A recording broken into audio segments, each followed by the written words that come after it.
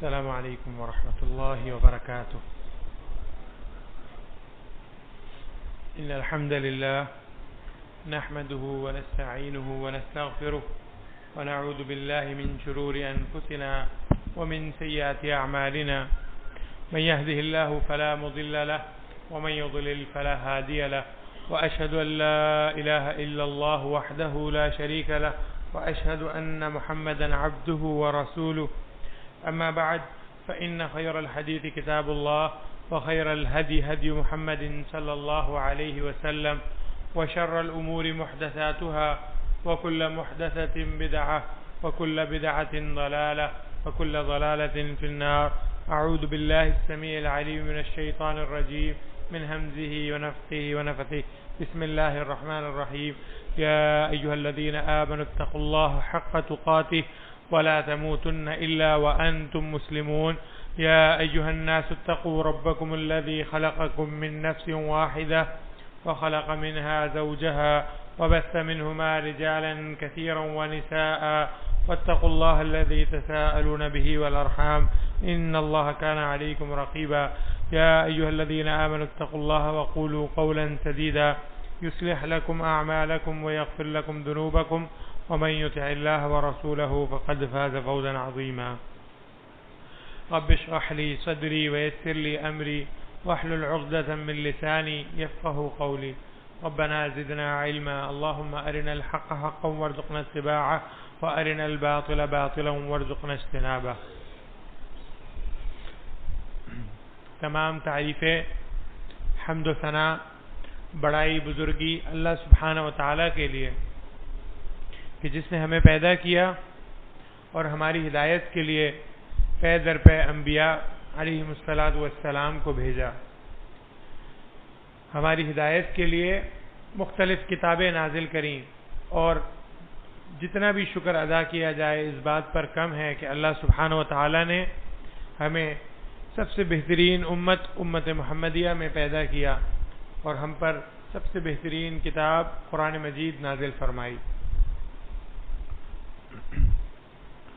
بے شمار درود و سلام ہو محمد رسول اللہ صلی اللہ علیہ وسلم پر، اور اللہ سبحانہ و تعالی راضی ہو جائے صحابہ اکرام رضوان اللہ علیہم اجمعین سے، اہل بیت الطیبین الطاہرین سے، تابعین سے، تبع تابعین سے. اللہ سبحانہ و تعالیٰ کی کروڑوں رحمتیں اور برکتیں ہوں محدثین کرام پر، فقہاء اعظام پر، علماء کرام پر، اللہ سبحانہ و تعالیٰ کے نیک بندوں پر اور ہم سب پر. سیدنا عبداللہ بن عمر رضی اللہ عنہ بیان فرماتے ہیں، رسول اللہ صلی اللہ علیہ وسلم نے فرمایا، بنی الاسلام علی خمس، اسلام کی بنیاد 5 چیزوں کے اوپر ہے. شہادت ان لا الہ الا اللہ وان محمدا عبدہ ورسولہ، سب سے پہلی چیز شہادتین، اللہ اور اس کے رسول پر ایمان لانا. واقام الصلاۃ، دوسری چیز نماز قائم کرنا. وایتاء الزکاۃ، زکوٰۃ کا ادا کرنا. وصوم رمضان، اور رمضان کے روزے رکھنا.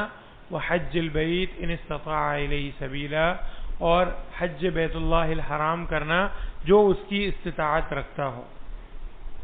یہ 5 ارکان اسلام بچپن سے ہم پڑھتے ہوئے آ رہے ہیں، اور ہم جانتے ہیں کہ دین کے اندر کسی قسم کا کوئی تجزو نہیں ہے.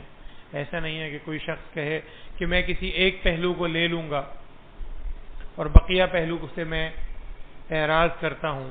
ہمیں یاد رکھنا چاہیے سیدنا ابو بکر صدیق رضی اللہ عنہ کا فتویٰ جو انہوں نے مانعین زکوٰۃ کے بارے میں دیا تھا کہ جو شخص بھی نماز اور زکوٰۃ کے درمیان فرق کرے گا میں اس سے جہاد کروں گا، قتال کروں گا. اور سیدنا ابو بکر صدیق رضی اللہ عنہ کی سیرت اس بات کی گواہ ہے کہ انہوں نے کفار سے پہلے، مشرکین سے پہلے ان مرتدین اور ان مانعین زکوٰۃ سے جہاد کیا تھا. تو دین اسلام کے کسی بھی رکن کو چھوڑ دینا یا کمتر سمجھنا یہ اسلام کی عمارت کو ڈھا دیتا ہے. ذوالقعدہ کا مہینہ ہے، اللہ سبحانہ و تعالی نے فرمایا الحج اشہر معلومات، حج کے مہینے معلوم ہیں، اور وہ مہینے نبی کریم صلی اللہ علیہ وسلم نے بیان فرمائے کہ شوال، ذی القعدہ اور ذی الحجہ کے 10 دن، ان 2 مہینے 10 دن کے اندر حج کی نیت کی جا سکتی ہے. ان کو اشہر الحج کہا جاتا ہے، اور ہم ذی القعدہ کے مہینے میں ہیں. ہمیں معلوم ہے کہ جو حاجی ہیں اب تک وہ اپنی بکنگز کرا چکے ہیں، سفر حج کی تیاری کر رہے ہیں، کچھ آگے بڑھ چکے ہیں اور کچھ کی فلائٹ جو ہیں ان ہفتوں میں شیڈیول ہیں. تو مناسب ہے کہ ان ہفتوں میں جو ہے وہ حج کے حوالے سے گفتگو ہو جائے. اور ہمارے مسجد کے خطیب فضیلت الشیخ داؤد شاکر حفظہ اللہ، انہوں نے اعلان بھی کیا تھا گزشتہ جمعے کہ آئندہ جمعے میں انشاءاللہ حج کے حوالے سے بات ہوگی. تو انہوں نے مجھے جب جمعے کے لیے فون کیا تو اس بات کی تاکید کری کہ آج کے جمعے کا موضوع جو ہے وہ حج کی فضیلت اور اہمیت ہی ہونی چاہیے. باقی جو ارکان الحج ہیں اور مشاعر مقدسہ کے جو ارکان ہیں وہ شیخ صاحب خود انشاءاللہ اگلے جمعے میں بیان کریں گے. اس کے ساتھ ساتھ چونکہ ہم میں سے اکثر لوگ حج پہ نہیں جا رہے، حج پہ جانے والے روانہ ہو چکے ہیں، تو اب ہم حج پہ تو نہیں جا سکتے، لیکن ہماری زندگیوں میں بھی عشرہ ذی الحجہ آ رہا ہے. تو ان 10 دنوں کی کیا اہمیت ہے، کیا ان کی فضیلت ہے، کیا ان کے اہم کام ہیں، وہ بھی اگر ہم ساتھ ساتھ اس کے ذکر کر دیں تو میرے خیال سے ہمارے لیے انشاءاللہ مفید ہوں گے. اللہ سبحانہ و تعالیٰ سے دعا ہے اللہ سبحانہ و تعالیٰ ہمیں عمل کرنے کی توفیق عطا فرمائے. حج کے حوالے سے جیسا کہ آپ کے سامنے ابن عمر رضی اللہ عنہ کی روایت جو کہ متفقن علیہ روایت ہے، صحیح بخاری صحیح مسلم کے اندر ہے، بیان کری کہ اسلام کی بنیاد 5 ارکان میں سے ہے، 5 ارکان پر ہے، اور ان 5 ارکان میں سے حج بیت اللہ الحرام جو ہے وہ ایک رکن ہے. تو ہمیں معلوم ہو گیا کہ حج جو ہے یہ رکن ہے، فرض ہے. نبی کریم صلی اللہ علیہ وسلم نے خطبہ بیان فرمایا اور فرمایا ایھا الناس قد فرض علیکم الحج فحجوا، لوگوں تم پر حج فرض کر دیا گیا ہے. یہاں پر 1 منٹ کا میں پاز لے کر یہاں پر آپ کو ایک اہم معاملے کی طرف توجہ دلانا چاہوں گا کہ یوں تو ارکان الاسلام جو ہیں وہ 5 ہیں، لیکن ہم دیکھتے ہیں کہ نبی کریم صلی اللہ علیہ وسلم کی زندگی نبوت کے بعد آپ صلی اللہ علیہ وسلم نے 23 سال کا عرصہ جو ہے اس دنیا میں گزارا. 23 سال میں سے 13 سال رسول اللہ صلی اللہ علیہ وسلم مکہ میں رہے اور 10 سال نبی کریم صلی اللہ علیہ وسلم مدینہ منورہ میں رہے. ان ارکان الاسلام کی ترتیب اگر ہم اس پر غور کریں تو ہمیں جو ہے چیزوں کی اہمیت کا اندازہ ہوتا ہے. نبی کریم صلی اللہ علیہ وسلم ابتدائی اسلام میں پہلے 10 سال جو دوسرا رکن جو فرض ہوا ہے، نماز جو فرض ہوئی ہے، وہ فرض ہوئی ہے معراج کے موقع پر، اور معراج ہوا ہے 10ویں سال، نبوت کے 10ویں سال. تو پہلے 10 سال نبی کریم صلی اللہ علیہ وسلم صرف اور صرف توحید سمجھاتے رہے، عقیدہ توحید اور عقیدہ رسالت سمجھاتے رہے. پہلے 10 سال کوئی عبادت فرض نہیں تھی. ان 10 سالوں میں جو مسلمان اس دنیا سے چلے گئے، نہ وہ نماز پڑھتے تھے، نہ وہ روزہ رکھتے تھے، نہ انہوں نے حج کیا، نہ انہوں نے زکوٰۃ ادا کری. تو اس کا اہمیت کا اندازہ لگا لیجئے کہ پہلے 10 سال بنیاد کے اوپر جو ہے وہ محنت کی گئی، عقیدے کی اصلاح کی گئی. یہی وجہ ہے کہ ہمیں کچھ لوگ یہ اعتراض کرتے ہیں کہ آپ کی مساجد میں اکثر توحید پہ بات ہو رہی ہوتی ہے، اکثر عقیدے کا درس ہو رہا ہوتا ہے، آپ کے پاس معاملات پہ بات کرنے کو نہیں، آپ لوگوں کے معاملات ڈسکس کیا کریں. تو معاملات تو جب لوگوں کو ضرورت پیش آتی ہے تو وہ آ ہی جاتے ہیں. اصل چیز ہے عقیدہ، کہ اللہ سبحانہ و تعالیٰ نے تشریع کے اندر، شریعت سازی کے اندر سب سے پہلے 10 سال جو ہیں وہ صرف عقیدہ توحید اور عقیدہ رسالت، ان 2 عقیدوں کو پختہ کرنے کے لیے جو ہے رسول اللہ صلی اللہ علیہ وسلم کو بھیجا. 10ویں سال میں جا کر جو ہے وہ نماز فرض ہو رہی ہے، اور پھر دوسرے سال، ہجرت کے دوسرے سال یعنی کہ 15ویں سال میں جا کر جو ہے وہ روزہ، اور پھر اس کے بعد حج اور زکوٰۃ، اور سب سے آخر میں 9ویں ہجری میں جا کر جو ہے وہ حج فرض ہوا ہے. اس کا یہ مطلب نہیں ہے کہ حج نہیں کرنا، حج کرنا ہے، لیکن جب ہم حج کی اہمیت کو بیان کر رہے ہیں، حج کی فضیلت کو بیان کر رہے ہیں، تو اس پوائنٹ کو بھی ذہن میں رکھیں کہ عقیدہ توحید، عقیدہ رسالت، نماز، یہ سب چیزیں اس سے بہت پہلے آتی ہیں اور اس کو ہمیں پہلے ذہن نشین کر لینا چاہیے۔ تو اللہ کے نبی کریم صلی اللہ علیہ وسلم نے خطبہ دیا اور فرمایا ایھا الناس، لوگوں تم پر حج فرض کر دیا گیا ہے، فحجوا، پس تم حج کرو۔ فقال رجل اکل عام یا رسول اللہ، ایک آدمی نے سوال کیا نبی کریم صلی اللہ علیہ وسلم کیا ہر سال حج کرنا ہے؟ حج معروف تھا، حج وہ جانتے تھے، حج تو ابراہیم علیہ السلام کی سنت ہے، پہلے سے چلا آ رہا تھا، بیت اللہ کا طواف کرنا، عمرہ کرنا، حج کرنا۔ اللہ کے نبی کریم صلی اللہ علیہ وسلم نے جو مکہ کے لوگوں کو دعوت دی وہ حج کرنے ہی تو آئے ہوئے تھے، جو انہیں عقبہ کے مقام پر منی کے اندر جا کر رسول اللہ صلی اللہ علیہ وسلم نے دین کی دعوت دی اور انہوں نے اسلام قبول کیا۔ تو حج پہلے سے تھا، لیکن اسلام میں فرض ہونے کے لیے اس کو 23 سالوں میں سے 22 سال ڈیلے کیا گیا۔ تو پہلے دوسری چیزوں کو جو ہے وہ آپ پختہ کر لیجئے، اس کے بعد آپ نے حج ادا کرنا ہے۔ تو رسول اللہ صلی اللہ علیہ وسلم نے جب یہ بیان کیا کہ آپ پر حج فرض کر دیا گیا ہے، آپ حج کریں، تو ایک صاحب نے سوال کیا کہ ہر سال حج کریں ہم؟ رسول اللہ صلی اللہ علیہ وسلم خاموش رہے۔ انہوں نے دوبارہ سوال کیا، رسول اللہ صلی اللہ علیہ وسلم پھر خاموش رہے۔ تیسری دفعہ سوال کیا، رسول اللہ صلی اللہ علیہ وسلم خاموش رہے۔ پھر رسول اللہ صلی اللہ علیہ وسلم فرمایا کہ اگر میں نعم بول دیتا تو تمہارے لیے ہر سال حج جو ہے وہ فرض ہو جاتا اور تم اس کی استطاعت نہیں رکھتے تھے۔ آپ سوچئے اگر ہر سال حج فرض ہوتا تو کتنا رش ہو جاتا۔ آج دنیا کے اندر 1.5 ارب پونے 2 ارب کے قریب مسلمان ہیں، اگر پونے 2 ارب مسلمان حج کرنے پہنچ جائیں مکہ میں اور مدینہ میں تو انتظامات کا کیا حال ہوگا؟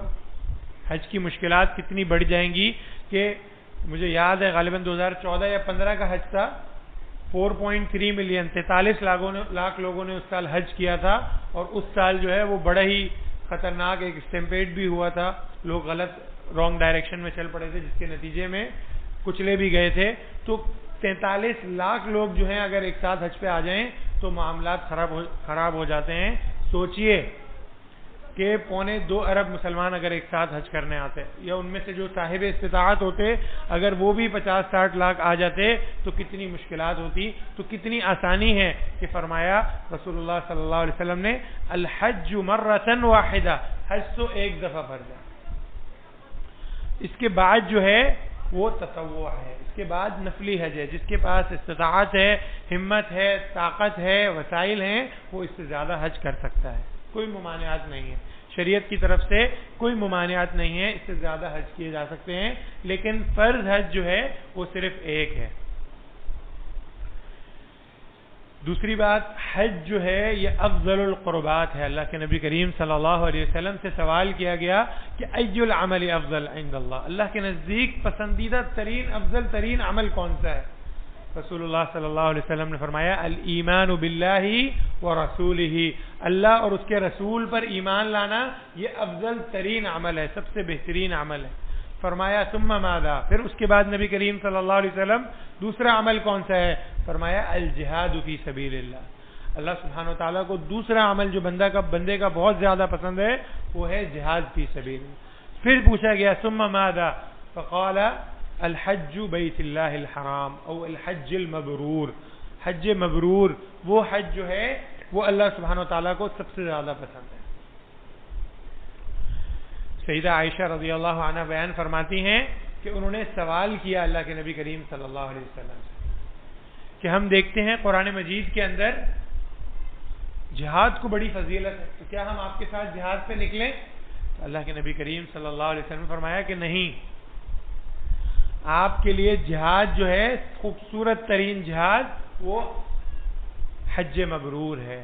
حضرت عائشہ رضی اللہ عنہ بیان فرماتی ہیں کہ جب میں نے رسول اللہ صلی اللہ علیہ وسلم سے یہ حدیث سن لی اس کے بعد میں نے کوئی حج مس نہیں کیا، میں ہر حج پہ جایا کرتی تھی۔ تو عورتوں کا جہاد جو ہے وہ حج ہے، یا وہ شخص جو جہاد میں شرکت نہیں کر سکتا یا جس پر جہاد فرض نہیں ہے وہ اگر کوئی دوسرا بہترین عمل افضل ترین عمل کرنا چاہ رہا ہے تو اس کے لیے حج بیت اللہ الحرام، اس کے دروازے کھلے ہوئے ہیں کہ وہ اللہ سبحانہ و تعالیٰ کے گھر کا حج کرے۔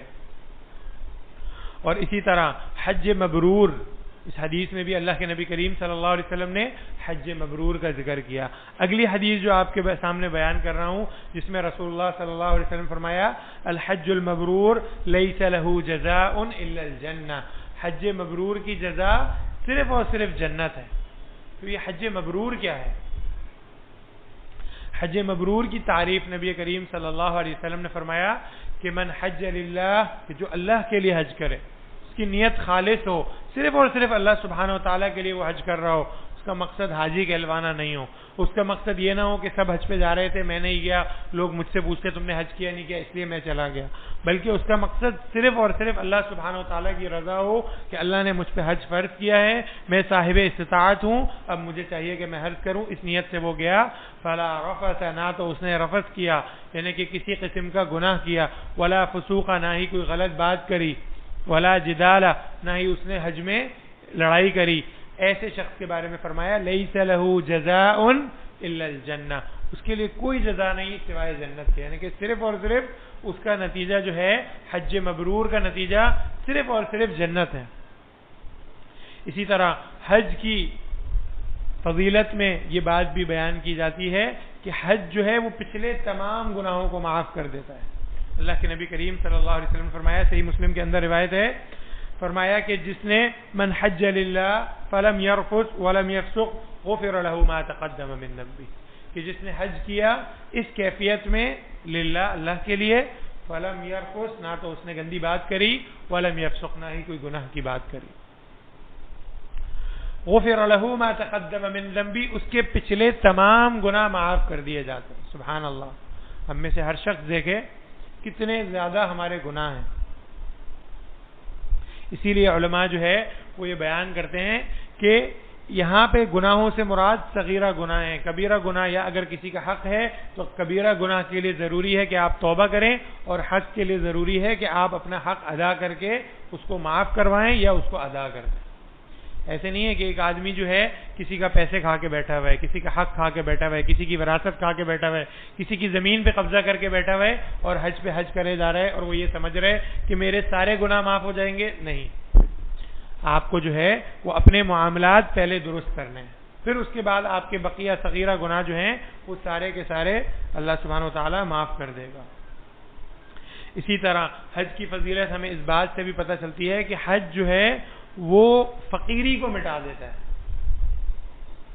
حج جو ہے وہ فقیری کو، غربت کو مٹا دیتا ہے۔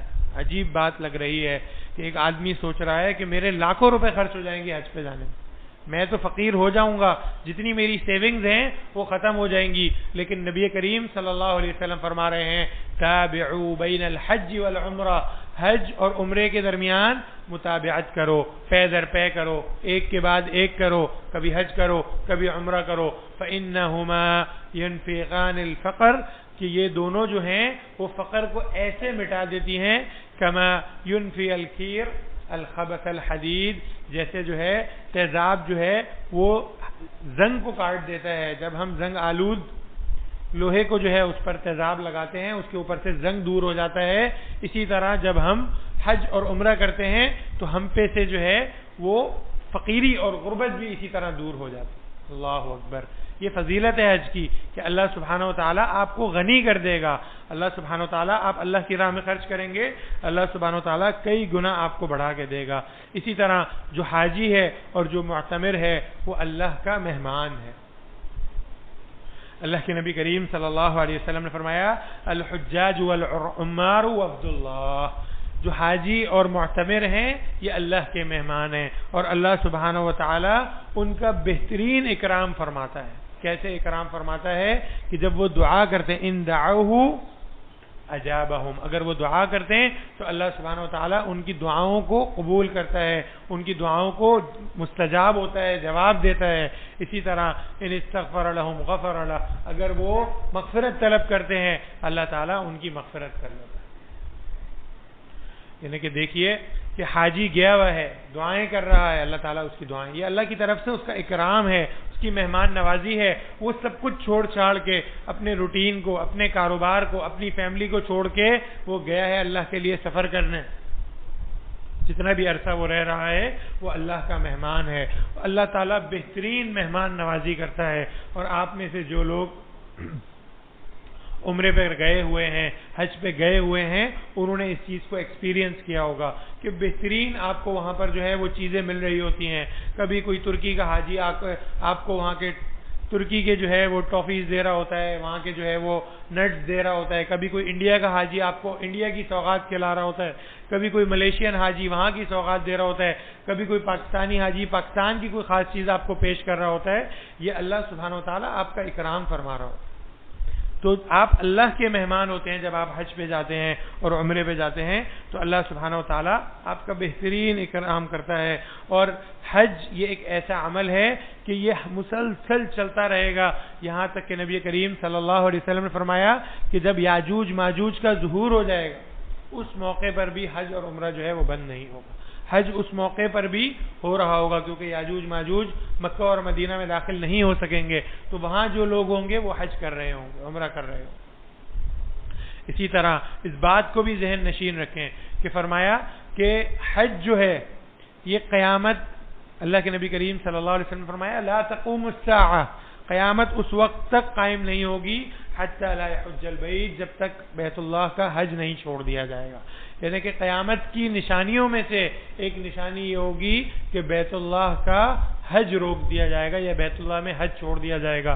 کیونکہ اللہ کے نبی کریم صلی اللہ علیہ وسلم کی حدیث ہے کہ قیامت جو ہے وہ شرار الناس، سب سے بدترین لوگوں کے اوپر قائم ہوگی. اس وقت قائم ہوگی جب کوئی اللہ کہنے والا بھی نہیں ہوگا. تو جب اللہ کہنے والا نہیں ہوگا تو حج کرنے والا کہاں سے آئے گا؟ کیونکہ حج کرنا یہ تو اللہ کے حکم کی، انسان جب جاتا ہے تو وہ کہتا ہے لبیک، اللہ میں حاضر ہوں. اللہ نے جو پکارا ہے، جس کی پکار ابراہیم علیہ الصلوۃ والسلام نے وَأَذِّن فِي النَّاسِ بِالْحَجِّ يَأْتُوكَ رِجَالًا وَعَلَىٰ كُلِّ ضَامِرٍ يَأْتِينَ مِنْ كُلِّ فَجٍّ عَمِيقٍ کہہ کے دی تھی، اس کے نتیجے میں آج دنیا کے کونے کونے سے لوگ جو ہے وہ چل کر آ رہے ہوتے ہیں حج میں شرکت کرنے. تو اس کے لیے تو ضروری ہے کہ ایک بندہ مومن ہو، اللہ پر ایمان رکھتا ہو، تبھی تو وہ اس سفر کے لیے نکلنے کے لیے تیار ہوگا. تو یہ حج جو ہے یہ باقٍ الی القیامہ، قیامت تک رہے گا. جب حج رک جائے گا تو قیامت قائم کر دی جائے گی. ابھی حج کی فضیلت ہم نے سن لی، حج کی کچھ اہمیت بھی ہے. سب سے پہلی اہمیت تعظیم بیت اللہ الحرام. اللہ سبحانہ و تعالیٰ نے فرمایا ان اول بیت وضع للناس للذی ببکۃ مبارکا وہدی للعالمین. سب سے پہلا گھر، سب سے پہلی مسجد، سب سے پہلا عبادت خانہ جو اللہ کی عبادت کے لیے قائم ہوا للذی ببکہ، جو مکہ کے اندر ہے. اور بکہ جو ہے وہ مکہ کا پرانا نام ہے. تو جو مکہ کے اندر یعنی کہ سب سے پہلا بننے والا عبادت خانہ جو تھا وہ کعبہ کے اندر بیت اللہ ہے. تو اللہ کے نبی کریم صلی اللہ علیہ وسلم فرمایا فی، اللہ سبحانہ وتعالی فرما رہے فی آیات بینات مقام ابراہیم ومن دخلہ کان آمنا. اس کے اندر آیات بینات ہیں، اس کے اندر مقام ابراہیم ہے، جو اس میں داخل ہو جاتا ہے وہ امن میں آ جاتا ہے. وَلِلَّهِ عَلَى النَّاسِ حِجُّ الْبَيْتِ مَنِ اسْتَطَاعَ إِلَيْهِ سَبِيلًا. اور اسی آیت میں اللہ سبحانہ وتعالی حکم دے رہے ہیں کہ اللہ کا فرض ہے، لوگوں پر فرض ہے، اللہ کا یہ حق ہے کہ لوگ اللہ کے اس حق کو ادا کرنے کے لیے حج بیت اللہ کریں. لیکن ان استطاع الیہ سبیلا کہہ کر ان لوگوں کو چھوٹ دے دی جو اس کی استطاعت نہیں رکھتے. تو یہ تعظیم بیت اللہ الحرام، جو آدمی حج پر جا رہا ہے وہ اس نیت کو لے کر جائے کہ میں اللہ کے گھر کی اہمیت کے لیے، اس کی تعظیم کے لیے میں جا رہا ہوں، اس نیت کو لے کے جائے وہ شخص. دوسرا، اس کی اہمیت کا اندازہ اس بات سے بھی لگائیں کہ اس میں امت کی وحدانیت کا مظہر ہے. پوری امت جو ہے اس کا ایک ویژن ہے اللہ سبحانہ وتعالیٰ کی عبادت. اسی لیے تمام دنیا میں چاہے کسی کونے میں رہنے والا شخص ہو، امریکہ کا مسلمان ہو، جاپان کا مسلمان ہو، چائنا کا مسلمان ہو، پاکستان کا مسلمان ہو، افریقہ کا مسلمان ہو، ان سب کو جو ہے وہ ایک لباس کے اندر، تاکہ سب کا ایک یونیفارم ہو، تمام امت مسلمہ کا ایک یونیفارم ہو، سفید چادریں بغیر سلی ہوئی وہ پہن کر انہوں نے آنا ہے. اور ایک ہی ان کا سلوگن ہوگا لبیک اللہم لبیک. وہ پڑھتے ہوئے وہ آئیں گے. کسی قسم کی کوئی تفرقہ نہیں ہے، کوئی نسل نہیں ہے، کوئی ذات پات نہیں ہے. صرف اور صرف ایک دین کے پیروکار، ان کا ایک ہی لباس ہے، اس کے اندر امت کی وحدانیت کا سب سے بڑا مظہر۔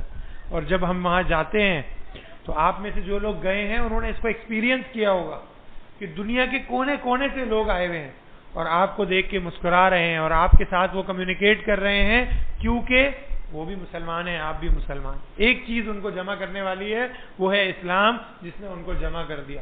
رنگ الگ ہے، کوئی گورا ہے، کوئی کالا ہے، کسی قسم کی اسکن ہے، لیکن سب کو جمع جو ہے وہ بیت اللہ نے حج کے موقع پر سب کو ایک جگہ گیدر کر دیا۔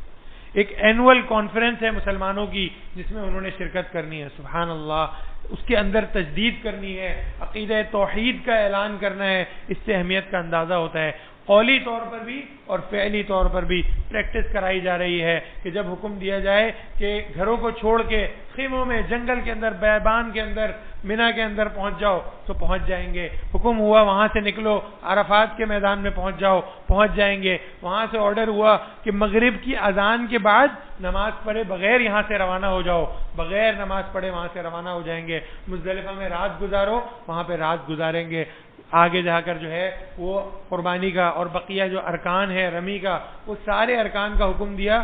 سب جو ہے سارے حاجی جو ہیں وہ یہ سارے ارکان کر رہے ہیں، اپنے قول میں بھی توحید بیان کر رہے ہیں لبیک اللہم لبیک کہہ کر، اور اپنے فعل کے اندر بھی توحید بیان کر رہے ہیں کہ جب اللہ کا حکم آ گیا تو ہم سب ایک ہی ایکشن کر رہے ہیں۔ یہ مظہر ہے توحید کا، یہ مظہر ہے وحدانیت کا، یہ اعلان ہے اللہ کے اکیلے ہونے کا، جو ایک حاجی جو ہے اس کے اوپر پریکٹس کر کے دکھا رہا ہوتا ہے۔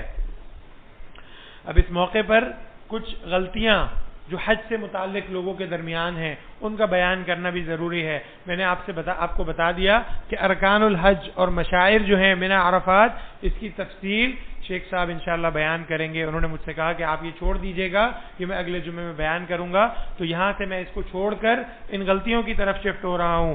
سب سے پہلی غلطی جو ہمارے یہاں معاشرے کے اندر موجود ہے، جو آپ نے بھی دیکھا ہوگا کہ لوگ حج کو ڈیلے کرتے ہیں پیسے کی وجہ سے۔ پیسہ ہے ان کے پاس، جتنے کا پیکج مل رہا ہے اتنے پیسے ان کے پاس ہیں، لیکن پہلے بھی بیان کر چکا ہوں، ایک صاحب ملے مجھے کہنے لگے کہ بھائی حج پہ لیٹ اس لیے ہو گیا کہ بیٹیاں تھیں، پہلے ان کی رخصتی کرنی تھی، اصل حج تو وہ تھا، پھر اس حج کے لیے آیا ہوں میں۔ تو یہ ہم نے خود ساختہ بیریئرز بنائے ہوئے ہیں۔ یہ شریعت نے ہمیں نہیں کہا کہ اگر آپ کی بیٹیاں ہیں تو آپ بیٹیوں کی شادی پہلے کریں پھر حج پہ جائیں، نہیں۔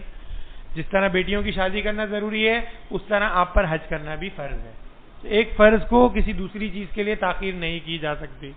تو حج کو ڈیلے کرنا اپنے بنائے ہوئے ایکسکیوزز کی وجہ سے، پہلے گھر لے لوں، پہلے گاڑی لے لوں، پھر حج کر لوں گا، نہیں۔ آپ کے پاس استطاعت ہے، آپ اپنا پیکج کر سکتے ہیں، آپ کے پاس استطاعت ہے، آپ اپنے گھر والوں کا پیکج اٹھا سکتے ہیں، آپ حج پہ روانہ ہو جائیے۔ اور اس حدیث کو یاد رکھیے کہ اللہ سبحانہ و تعالیٰ آپ کے فقر کو پاک کر دے گا، آپ کو فقر سے پاک کر دے گا، آپ سے غریبی کو دور کر دے گا۔ جس پیسے کے ڈر سے کہ پیسہ ختم ہو جائے گا آپ حج پہ نہیں جا رہے کہ ابھی بچے کی فیس دینی ہے، میں نے ابھی بیٹی کی شادی کرنی ہے، ابھی فلانا کام ہے، گھر لینا ہے، گاڑی لینی ہے، جس کام سے آپ رک رہے ہیں ہو سکتا ہے اس حج پہ نہ جانے کی وجہ سے گناہگار تو آپ ہو رہے ہیں۔ نبی کریم صلی اللہ علیہ وسلم کی حدیث کے مطابق گناہگار تو ہر وہ شخص ہو رہا ہے جس کے پاس استطاعت ہے اور وہ فرض حج نہیں کر رہا، وہ گناہگار ہے۔ گناہگار تو آپ ہو رہے ہیں، لیکن ہو سکتا ہے کہ اس گناہ کی نحوست سے آپ سے مال کھینچ لیا جائے اور آپ کے پاس پھر استطاعت بھی نہ رہے، تو اس لیے اس میں تاخیر نہ کریں۔ یہ سمجھنا، یہ تاخیر کرنا یہ کوئی شرعی تاخیر نہیں ہے، اس سے اجتناب کریں۔ جس کے پاس استطاعت ہو اس کو چاہیے کہ وہ حج کو کر لے۔ اسی طرح استطاعت کے فہم میں بہت تاخیر ہے۔ فرمایا من استطاع الیہ سبیلا، جو حج کی استطاعت رکھتا ہے اس کو چاہیے کہ حج کرے۔ اب اس کی استطاعت ہر بندے نے اپنی ڈیفینیشن بنائی ہوئی ہے۔ استطاعت کوئی کہتے ہیں جی استطاعت کا یہ مطلب ہے، استطاعت کا یہ مطلب ہے۔ ہمیں جو مفسرین کے اقوال ملتے ہیں استطاعت میں وہ یہ ہے الصحۃ والزاد، آپ کے پاس صحت ہو، آپ کے ہاتھ پاؤں سلامت ہوں، آپ سفر کر سکتے ہوں، سفر کی تکلیفیں آپ برداشت کر سکتے ہوں۔ اب ایک آدمی کے پاس سہولت ہے، ویل چیئر پہ وہ ٹریول کر سکتا ہے اور وہ ایک بندے کو ساتھ لے جا سکتا ہے جو ویل چیئر چلا لے، اس بندے کے اوپر حج فرض ہو گیا، اس کی استطاعت ہے، بیماری کے باوجود وہ ویل چیئر کے ساتھ حج کر سکتا ہے۔ یا الیکٹرک ویل چیئر پرچیز کر سکتا ہے، اس کے پاس استطاعت آ گئی۔ اسی طرح زاد راہ سفر، اگر پیچھے چھوٹے بچے ہیں، گھر والے ہیں، تو اتنا مال کہ ان کو اتنے عرصے کے لیے کافی رہے جتنے عرصے آپ جا رہے ہیں۔ اس کے علاوہ جتنے بھی استطاعت کے اندر موانع ہم نے سوچ رکھے ہیں وہ ہمارے اپنے خود ساختہ ہیں۔ ہاں، خواتین کے لیے محرم کا ہونا ایک ضروری ہے۔ اگر کسی کا محرم جو ہے وہ صاحب استطاعت نہیں ہے اور وہ خاتون اتنے پیسے نہیں رکھتی کہ اپنے حج کے ساتھ ساتھ اپنے محرم کے پیکج کے بھی پیسے دے دیں، تو ہم کہیں گے کہ ان پہ حج فرض نہیں ہے، وہ سفر نہیں کریں گے اکیلے۔ لیکن اگر کسی کے پاس استطاعت ہے اور اس نے لیم ایکسکیوزز دے کر اس کام کو روکا ہوا ہے تو سمجھ لیجئے کہ آپ گناہگار ہو رہے ہیں۔ اور جیسے میں نے ابتدائی خطبے میں آپ کے سامنے بیان کر دیا تھا کہ جو آدمی کسی ایک رکن کو بھی چھوڑے گا، سیدنا ابو بکر صدیق رضی اللہ عنہ کہتے ہیں کہ میں اس سے جہاد کروں گا۔ تو جان بوجھ کے اگر کوئی آدمی وہ کہہ رہا ہے کہ نہیں جی میرے پاس استطاعت ہے لیکن میں ابھی نہیں جا رہا، میں تو بعد میں جاؤں گا، تو یہ ڈیلے کرنا یہ اس کو گناہگار بنا رہا ہے۔ اسی طرح افعال الحج سے متعلق کچھ غلطیاں ہیں، احرام سے متعلق، میقات سے متعلق، منی، مزدلفہ، عرفات سے متعلق، ان کا جاننا بھی ضروری ہے کہ جس اتنی بڑی عبادت کر رہے ہیں جو زندگی میں صرف ایک دفعہ فرض ہے، ضروری ہے کہ اس کے لیے ہم کوئی ٹریننگ سیشن لیں، کوئی دروس اٹینڈ کریں، کسی عالم دین سے ریکویسٹ کریں کہ شیخ صاحب میں جا رہا ہوں، مجھے آپ ٹرین کر دیجئے، مجھے سمجھا دیجئے، مجھے سمجھ نہیں آ رہا، مجھے ایکسپلین کر دیجئے۔ ایسے گروپ کے ساتھ جائیں جس میں علماء موجود ہوں جو رہنمائی کر سکیں۔ تو یہ بھی جو ہے وہ حج سے متعلقہ امور ہیں۔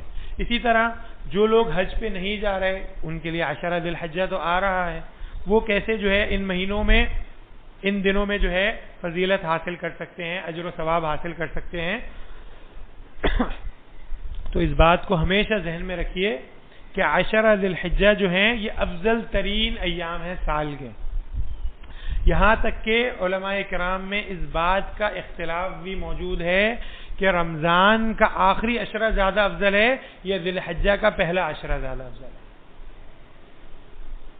ہمارے ذہن میں عموماً لوگوں کے ذہن میں یہ ہوتا ہے کہ نہیں جی رمضان سب سے افضل ہے، لیکن میں آپ کو بتا رہا ہوں کہ اس مسئلے میں علماء کے درمیان اختلاف پایا جاتا ہے، اور راجح قول جو ہے علماء کا جس کو ترجیح کی جاتی ہے وہ قول یہ ہے کہ رات رمضان کی افضل ہے کیونکہ اس میں لیلۃ القدر موجود ہے، اور دن جو ہیں وہ عشرہ ذی الحجہ کے، یہ ذی الحجہ کے جو پہلے 10 دن ہیں یہ زیادہ افضل ہیں رمضان کے دنوں سے۔ اب اتنے افضل دن کہ رمضان المبارک کے دنوں سے بھی زیادہ افضل ترین دن، تو ان کے لیے کچھ نہ کچھ پروٹوکولز ہونے چاہیے، کچھ نہ کچھ اہتمام ہونا چاہیے۔ تو سب سے پہلے انسان جو ہے فرائض کی پابندی کرے، کوشش کرے کہ کوئی فریضہ جو ہے اس کا چھوٹنے نہ پائے، جو فرائض کی پابندی کرتا ہے وہ نوافل کا اہتمام کرے۔ اسی طرح ذکر، اللہ کے نبی کریم صلی اللہ علیہ وسلم فرمایا کہ ان دنوں میں جو ہے وہ تحلیل اور تمحید اور تکبیر کا اہتمام کرو، تو ذکر کا انسان جو ہے وہ اہتمام کرے ان دنوں میں، زیادہ سے زیادہ اللہ سبحانہ و تعالیٰ کا ذکر۔ اسی طرح ان دنوں میں عرفہ کا روزہ ہے، اللہ کے نبی کریم صلی اللہ علیہ وسلم فرمایا کہ میں امید کرتا ہوں کہ یہ 1 سال کے گناہوں کی بخشش کا ذریعہ ہوگا، تو عرفہ کے دن کے روزے کا اہتمام کرے۔ اور ہر سال کی طرح اس سال بھی یہ مسئلہ اٹھے گا کہ عرفہ کے دن کا روزہ کس دن رکھنا ہے، جس دن حاجی عرفہ کے میدان میں ہوں گے یا جس دن پاکستان میں 9 ذی الحج ہوگی۔ تو اس بات کو ذہن میں رکھ لیجئے کہ ذی الحجہ کے دنوں کے نام اللہ کے نبی کریم صلی اللہ علیہ وسلم نے اور بیان کیے ہیں، اور اس کے بعد علماء کرام نے ان کو مقرر کیا ہے۔ 8 ذی الحجہ کا جو دن ہے اس کا نام ہے یوم الترویہ، کیونکہ اس دن لوگ سفر کر کے آتے تھے، اپنے جانوروں کو آرام کراتے تھے منا کے اندر، وہ پانی پیتے تھے، ترویہ پانی پینے سے، جانوروں کے پانی پینے سے۔ 9 ذی الحجہ کا نام ہے یوم عرفہ، کیونکہ اس دن حاجی جو ہے وہ عرفہ کے میدان میں ہوتا ہے۔ 10 ذی الحجہ کا نام ہے یوم النحر، کیونکہ اس دن قربانی ہوتی ہے۔ اور اس کے بعد والے 3 دنوں کا نام ہے ایام تشریق، 11، 12، 13، یہ ان دنوں کے نام ہیں۔ اب اللہ کے نبی کریم صلی اللہ علیہ وسلم نے یوم عرفہ کا روزہ رکھنے کا بولا ہے، تو میں نے آپ کو بتا دیا یوم عرفہ کا دن جو ہے وہ 9 ذی الحجہ کو ہے، تو پاکستان میں جب بھی 9 ذی الحجہ ہوگی آپ اس دن روزہ رکھیں گے۔ آپ سعودیہ کے اندر حاجی اس دن عرفات کے میدان میں ہے یا وہ عید کر رہا ہے، آپ کو اس سے کوئی تعلق نہیں ہے، کیونکہ آپ نے 9 ذی الحجہ کا روزہ رکھنا ہے. نہیں تو پھر آپ قربانی بھی حاجیوں کے ساتھ ہی کر لیجئے گا. جب 10 تاریخ کو حاجی قربانی سعودیہ میں کر رہا ہو، آپ کے 9 ہو، آپ قربانی بھی کر لیجئے گا. پھر آپ نمازیں بھی سعودیہ کے حساب سے پڑھا کریں، عید بھی سعودیہ کے حساب سے. ہیں کچھ لوگ دنیا میں ایسے پائے جاتے ہیں، آپ نے بھی سنا ہوگا کہ وہ عید سعودیہ کے ساتھ کرنا شروع ہو گئے تھے. تو یہ بالکل، حالانکہ اس کے بارے میں کلیئر اللہ کے نبی کریم صلی اللہ علیہ وسلم کی ججمنٹ موجود ہے. آپ صلی اللہ علیہ وسلم نے فرمایا کہ چاند دیکھ کے روزہ رکھو اور چاند دیکھ کے افطار کرو. تو ہم اپنے چاند کے ساتھ چلیں گے، سعودیہ کے چاند کے ساتھ نہیں چلیں گے. دنیا میں ایسے لوگ ہیں جو کہتے ہیں جی وحدت امت کے نام پہ ساری دنیا ایک ساتھ کیوں نہیں ہو سکتی، تو پھر نمازیں ایک ساتھ کیوں نہیں پڑھتے؟ پھر نمازیں بھی ایک ساتھ پڑھیں. پھر عجیب ہوگا نا، آپ فجر کی نماز جو ہے وہ سعودیہ کے حساب سے پڑھ رہے ہوں گے، تو وہاں پر جو ہے فجر ہو رہی ہوگی تو یہاں پر تو اس وقت 8 بج رہے ہوں گے یا 6 بج رہے ہوں گے صبح کے. تو اس لیے ہمیں جو ہے ہمارے چاند اور سورج کے حساب سے چلنا ہے. تو ہمیں عرفہ کا روزہ 9 ذی الحجہ کو رکھنا ہے. تو یہ ان دنوں کے کرنے کے کام ہیں، اور جو استطاعت رکھتا ہے وہ اس سے زیادہ روزے رکھے، پورے 10 دنوں کے روزے رکھے. یہ افضل ترین دن ہے، 10 کو نہیں رکھے، 10 کو عید ہے، 9 دنوں کے روزے رکھے. اسی طرح ان دنوں کی اہمیت کا اندازہ اس بات سے بھی لگا لیں کہ اللہ سبحانہ و تعالیٰ نے والفجر ولیال عشر، اس کی قسم کھائی ہے، ولیال عشر، اور 10 راتیں. تو اس سے معلوم ہوتا ہے کہ انتہائی اہمیت کی حامل یہ راتیں ہیں جو اللہ سبحانہ و تعالیٰ نے اس کا ذکر کیا ہے. اسی طرح ایک اور سنت، جس طرح حج کی سنت ابراہیمی ہے، اسی طرح ایک اور سنت جو حج پہ نہ جانے والے حاجی کے لیے ہمارے لیے ہے، وہ ہے قربانی کی سنت. سیدنا ابراہیم علیہ الصلوۃ والسلام کی سنت پر عمل کرتے ہوئے ہم سب قربانی کریں گے. اور اس ضمن میں اللہ کے نبی کریم صلی اللہ علیہ وسلم نے فرمایا کہ تم میں سے جو کوئی قربانی کا ارادہ رکھتا ہو اسے چاہیے کہ فلیمسک اظافرہ وشعرہ، اپنے بال اور اپنے ناخن نہ کاٹے. تو ان 10 دنوں میں آپ نے اپنے ناخن اور بال نہیں کاٹنے. اس کی تفسیر میں علماء یہ کہتے ہیں کہ جو گھر کا، اگر پورے گھر کی طرف سے ایک قربانی ہو رہی ہے تو جو گھر کا سربراہ ہے وہ روکے گا، اور اگر ہر شخص کی طرف سے الگ قربانی ہو رہی ہے تو ہر شخص اپنے ناخن اور بال جو ہے وہ روکے گا. ہاں اگر کوئی قربانی نہیں کر سکتا تو کچھ روایات ایسی بھی ملتی ہیں حسن درجے کی کہ جو شخص قربانی کا نہیں کر سکتا، استطاعت نہیں رکھتا، اگر وہ بھی اپنے ناخن اور بال نہیں کاٹے گا تو اس کو بھی اس اجر میں شامل کر لیا جائے گا. اور اس کی حکمت وہی ہے کہ عموماً حاجی ان 10 دنوں میں حالت احرام میں ہوتا ہے، اور احرام کی وجہ سے نہ وہ ناخن کاٹ رہا ہوتا ہے نہ وہ بال کاٹ رہا ہوتا ہے. تو ہم بھی چونکہ ہم حج پہ تو نہیں جا سکے لیکن حاجی کے ساتھ جو ہے ہم شریک ہو سکتے ہیں. اسی طرح یوم عرفہ کا دن، جس کے بارے میں اللہ کے نبی کریم صلی اللہ علیہ وسلم نے فرمایا کہ یہ جہنم سے نجات کا دن ہے، اس دن سب سے زیادہ لوگوں کو جہنم سے نجات دی جاتی ہے. تو ہم حج پہ نہیں جا سکے لیکن یوم عرفہ کا دن ہے، اس دن ہم دعائیں کر سکتے ہیں. اللہ سبحانہ و تعالیٰ قریب ہے، سمیع ہے، مجیب ہے، ہماری دعاؤں کو قبول کرنے والا ہے. تو ہمیں چاہیے کہ ہم یہاں رہتے ہوئے ان اعمال کا عمل کریں، ان اعمال پر عمل کریں تاکہ ہم عشر ذی الحجہ کی فضیلت اور حج کی ان فضیلتوں کو حاصل کر سکیں. اللہ سبحانہ و تعالیٰ سے دعا ہے جو کچھ بیان ہوا ہے اللہ سبحانہ و تعالیٰ مجھے اور آپ سب کو عمل کرنے کی توفیق عطا فرمائے.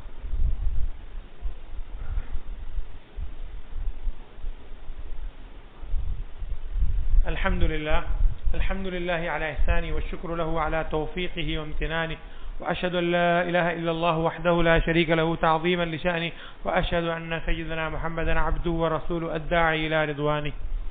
اللهم صل على محمد وعلى آل محمد كما صليت على إبراهيم وعلى آل إبراهيم إنك حميد مجيد. اللهم بارك على محمد وعلى آل محمد كما باركت على إبراهيم وعلى آل إبراهيم إنك حميد مجيد. ربنا آتنا في الدنيا حسنة وفي الآخرة حسنة وقنا عذاب النار. رب ارحمهما كما ربياني صغيرا، رب ارحمهما كما ربياني صغيرا. ربنا هب لنا من أزواجنا وذرياتنا قرة أعين واجعلنا للمتقين إماما. ربنا اغفر لنا ولإخواننا الذين سبقونا في الإيمان ولا تجعل في قلوبنا غلا للذين آمنوا ربنا انك رؤوف رحیم. بیماروں کے لیے دعا کی درخواست کی گئی ہے، دعا کریں اللہ تعالیٰ تمام بیماروں کو شفائے کاملہ عاجلہ عطا فرما دے. اللهم اشف مرضانا ومرضى المسلمين، اللهم اشف مرضانا ومرضى المسلمين. اللهم انت الشافع لا شفاء الا شفاؤك شفاء لا يغادر سقما. یا اللہ تمام پریشان حالوں کی پریشانیاں دور فرما دے. یا اللہ جو قرضدار ہیں ان کے قرضے اپنے فضل سے ادا کروا دے. یا اللہ جو محتاج ہیں ان کی محتاجیوں کو دور فرما دے. یا اللہ جس کی جو جائز حاجت ہے یا اللہ تو تمام لوگوں کی جائز حاجات جانتا ہے، یا اللہ ہم سب کی جائز حاجات کو پورا فرما دے، یا اللہ ہم سب لوگوں کو جو ہے وہ دین صحیح طور پر سمجھ کر اس کے مطابق زندگی گزارنے کی توفیق عطا فرما دے۔ عباد اللہ رحمکم اللہ، ان اللہ یأمر بالعدل والاحسان وایتاء ذی القربى وینہی عن الفحشاء والمنکر والبغی یعظکم لعلکم تذکرون، اذکروا اللہ یذکرکم وادعوه یستجب لکم ولذکر اللہ اکبر واللہ یعلم ما تصنعون۔